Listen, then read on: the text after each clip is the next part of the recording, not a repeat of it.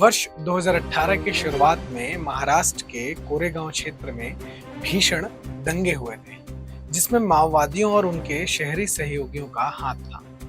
इस दंगे के मामले में पुलिस ने कई ऐसे लोगों की गिरफ्तारियां की थी जिनके माओवादियों से संपर्क सामने आए थे। इन्हीं गिरफ्तारियों में से एक गिरफ्तारी दिल्ली के सहायक प्राध्यापक हैनी बाबू की भी थी। उन्हें गिरफ्तार कर बताया गया, यह आरोप लगाया गया कि हैनी बाबू के कनेक्शन नक्सलियों माओवादियों से हैं और भीमा कोरेगांव में हुए हिंसा और दंगों के मामले में उन्हें गिरफ्तार किया गया। गिरफ्तारी के बाद हैनी बाबू की जमानत याचिका को कोर्ट ने कई बार खारिज कर दिया। इसका कहीं न कहीं एक अर्थ यह भी दिखता है कि हैनी बाबू पर जो आरोप लगाए गए थे उसे कोर्ट ने भी संज्ञान में लिया है। बावजूद इसके हैनी बाबू को मीडिया और सोशल मीडिया में शिक्षक और एक्टिविस्ट एवं बुद्धिजीवी के रूप में पेश किया जाता है। दरअसल ये हैनी बाबू अर्बन नक्सल समूह का वह प्यादा है जिसके तार माओवादियों से सीधे जुड़े हुए हैं। आज डिकोडिंग अर्बन नक्सल के इस एपिसोड में हम बात करने वाले हैं हैनी बाबू के बारे में। मैं हूं शुभम उपाध्याय और आप देख रहे हैं द नैरेटिव।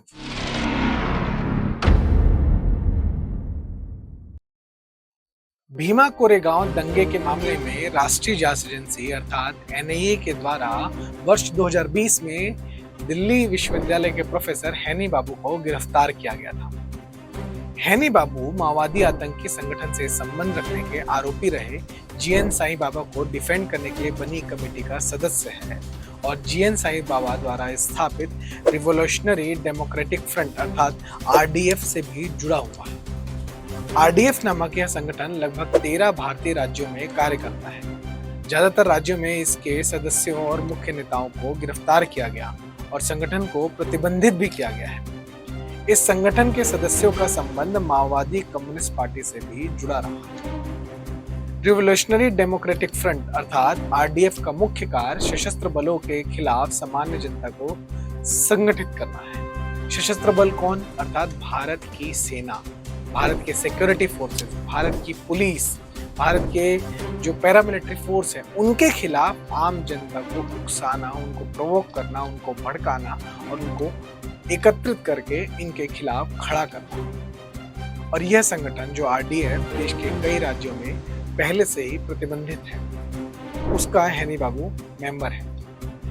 एनआईए ने अपनी जांच में यह भी पाया था कि दिल्ली विश्वविद्यालय का जो प्रोफेसर है हैनी बाबू, उसका संबंध मणिपुर के भी माओवादी आतंकी संगठन कांगकेपाक कम्युनिस्ट पार्टी मिलिट्री काउंसिल से भी है, जिसे शॉर्ट में कहा जाता है केसीपीएमसी। उससे भी हैनी बाबू का संबंध सामने आया था। कांगकेपाक कम्युनिस्ट पार्टी मिलिट्री काउंसिल अर्थात केसीपीएमसी एक प्रतिबंधित माओइस्ट टेररिस्ट ऑर्गेनाइजेशन है जो उत्तर पूर्व और विशेष रूप से मणिपुर में काफी एक्टिव है। यह जो कम्युनिस्ट आतंकी संगठन है वो वहाँ के जो गवर्नमेंट ऑफिसेज हैं, सरकारी कार्यालय है, वहाँ जबरन वसूली करने, हिंसक घटनाओं को अंजाम देने और लेवी वसूलने के मामले में काफी एक्टिव रहा है और इस सारे मामलों को लेकर उस पर आरोप लगे हैं।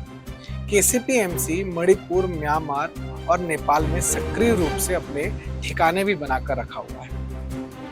उनके नक्सलियों माओवादियों के साथ भी गहरे संबंध हैं क्योंकि यह आपस में ही हथियारों और गोला बारूद का आदान प्रदान करते हैं। इनके कई गुट हैं लेकिन मूल संगठन केसीपी ही है और माओवादी नक्सली उन्हें बदले में अमोनियम नाइट्रेट प्रदान करते हैं जब ये उन्हें हथियार देते हैं। अब सोचिए ऐसे संगठनों से कनेक्शन है हैनी बाबू के। हैनी बाबू वर्तमान में भी जेल में बंद है।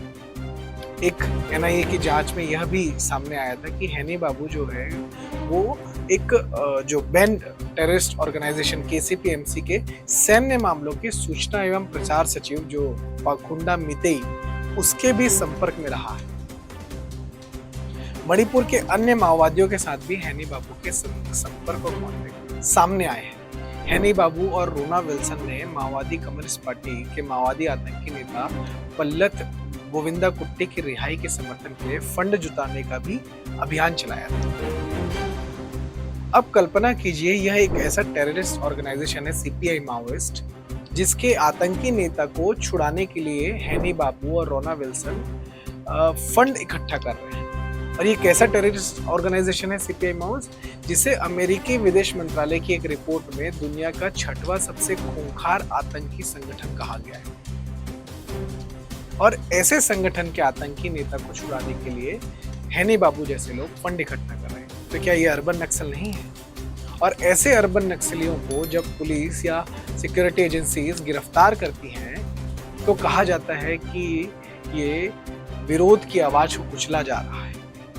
इसीलिए हम डिकोडिंग कम्युनिज्म लेकर आए, ताकि कम्युनिस्टों और इन कम्युनिस्ट आतंकियों के जो प्यादे हैं उनको डिकोड करके आपको इनके बारे में बता सके। ये जो भीमा कोरेगांव जो पूरी घटना हुई थी, इसमें कई शहरी माओवादी गिरफ्तार हुए थे, जैसे आनंद तेलतुंबड़े, रोना विल्सन, वरवर राव, सुरेंद्र गडलिंग। और इन सभी लोगों के साथ मिलकर हैनी बाबू ने एक कमेटी का गठन किया था, और वह कमेटी का काम यह था कि जो जीएन साईं बाबा, जो उस समय माओवादी आतंकी संगठन के संपर्क में रहने के चलते उम्र कैद की सजा काट रहा था, उसे छुड़ाने के लिए इस कमेटी का गठन किया गया था। दरअसल ये जो माओवादियों का सिंपैथाइजर हैनी बाबू आज देश के लिए बहुत बड़ा खतरा है। देश को तोड़ने के षड्यंत्र से लेकर दंगे कराने तक में उसका नाम सामने आ चुका है, और ऐसे लोगों के बारे में देश को जानना बहुत ही आवश्यक है। क्योंकि भीमा कोरेगांव जो दंगा था, एल्गार परिषद का जो पूरा मामला है, वह सिर्फ एक मात्र ऐसा मामला जो जिसमें हिंसा हो गई ऐसा नहीं है। यह जातीय हिंसा थी। समाज को बांटने के लिए, तोड़ने के लिए यह हिंसा माओवादियों और शहरी माओवादियों ने मिलकर कराई थी, जिसे उस समय इस घटना में एक व्यक्ति की मौत हुई थी और सैकड़ों गाड़ियां जलकर खाक हो गई थी, और पूरे महाराष्ट्र में इस हिंसा का असर देखा गया। और इन दंगों के बाद एनआईए ने अपनी जांच में माओवादियों के पूरे नेक्सस का खुलासा किया। देश भर से माओवादी विचारकों और नक्सल समर्थकों को गिरफ्तार किया गया। सुधा भारद्वाज, रोना Wilson, Surendra Gadling, Mahesh Raut, Soma Sen, Arun Ferreira, Vernon Gonsalves, वरवर राव जैसे लोग गिरफ्तार हुए थे। और इन्हीं लोगों को, ये जो अर्बन नक्सली है, ये जो शहरी माओवादी है, इनके ही कारनामों को, इनकी एक्टिविटी को डिकोड करने के लिए हम आपके सामने लाए हैं डिकोडिंग अर्बन नक्सल। यह था डिकोडिंग अर्बन नक्सल का एक और एपिसोड। ऐसे ही एक्सक्लूसिव स्टोरीज, एक्सक्लूसिव वीडियोस को देखने के लिए आप देखते रहें द नैरेटिव।